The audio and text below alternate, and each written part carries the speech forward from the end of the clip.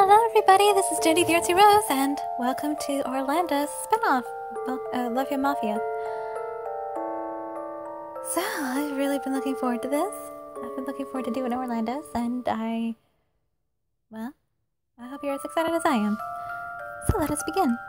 Wait, did I hit the whoops? Yes, this is the last prize that I'll get once I finish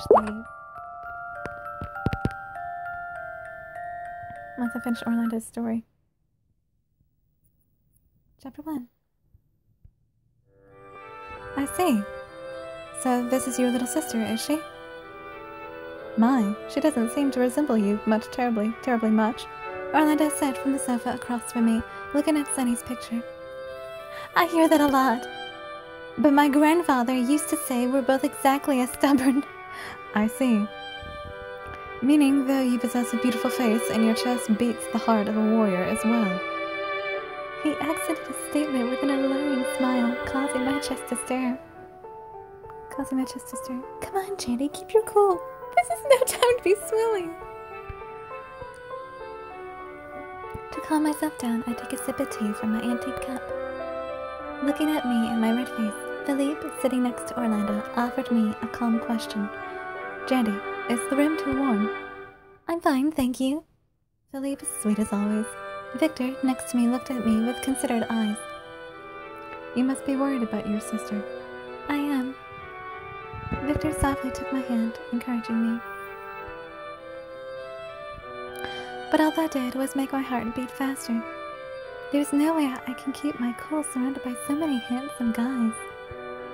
But why was I surrounded by 3 beautiful men in such a glamorous room?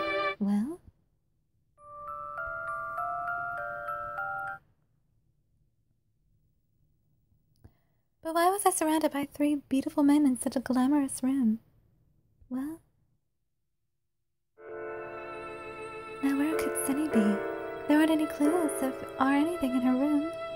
I'd left Sunny's room and started walking alone through the torn streets of Niflheim.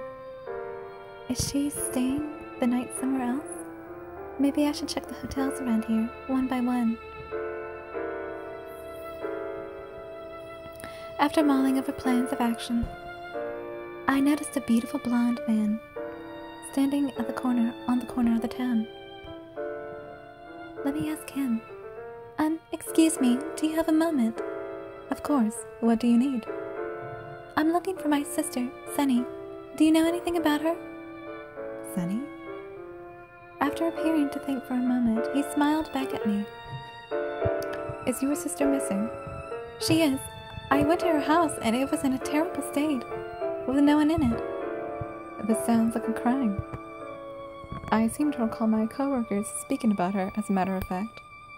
However, I'm afraid I don't know much about her. Would you mind coming to my office? We may be able to help you there.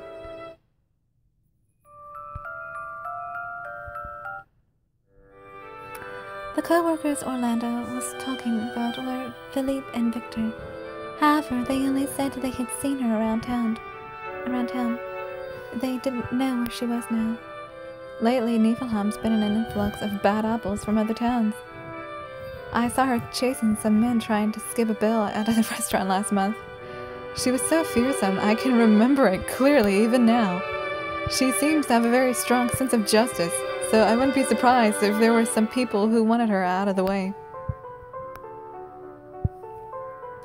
I fell silent, worried, and Orlando quite gently put an arm around my shoulder. You need not worry. She is alive. She is? Whenever anyone in this town needs a suspicious death, I hear about it. And I haven't heard anything of the sort yet. Oh, thank goodness. I had a breath of relief. Then I heard rough footsteps stomping towards us.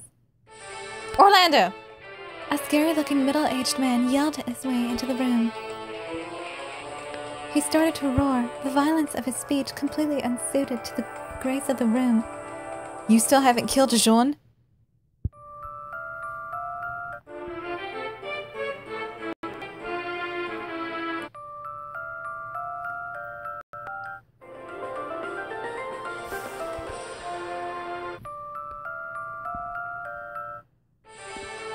Kill?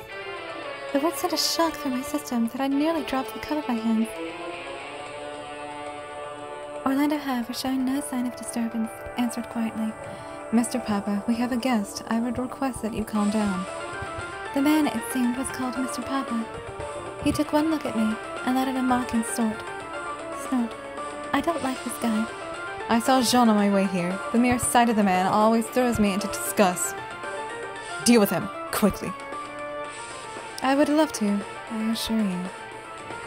But I'm afraid an agent of the police has been poking his nose around our business lately. Leo. Mr. Papa clicked his tongue with disgust. Should we act unwisely now, it will come back to bite us in the future. The most rational course of action now is to lay low. Fine, just make sure you take care of him as quickly as you can. Mr. Papa stared at me, as if he were looking me with his eyes. Not a bad-looking girl. I found myself drawing back, and Orlando stood up in my defense. Mr. Papa, it is rather rude to stare at a lady in that manner. Insolent whelp. Can somebody slap him, please? Victor, this is your father! Listen to me, Orlando, and listen good. Don't forget who's supporting this group. Spitting those words out, Mr. Papa stomped out of the room. Something tells me I've stepped into a very, very dangerous place. When I tried to stand up from the sofa, however, Orlando kept me down. Forgive me for letting you see that. Wait, you three wouldn't happen to be Mafia, would you? That we are.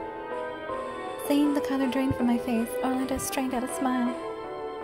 I am sure you think you've come to a rather dangerous place, but the streets outside, I'm afraid, are far more dangerous. You will be much safer here. We will protect you. We may be Mafia, but we have our reasons. We're simply protecting this town in our own way. Can I believe you? Orlando simply nodded.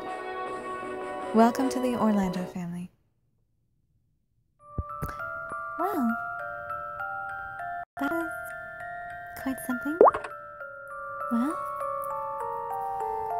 I am Jandy the Artsy-Rose, and I shall see you guys in the next video. Goodbye!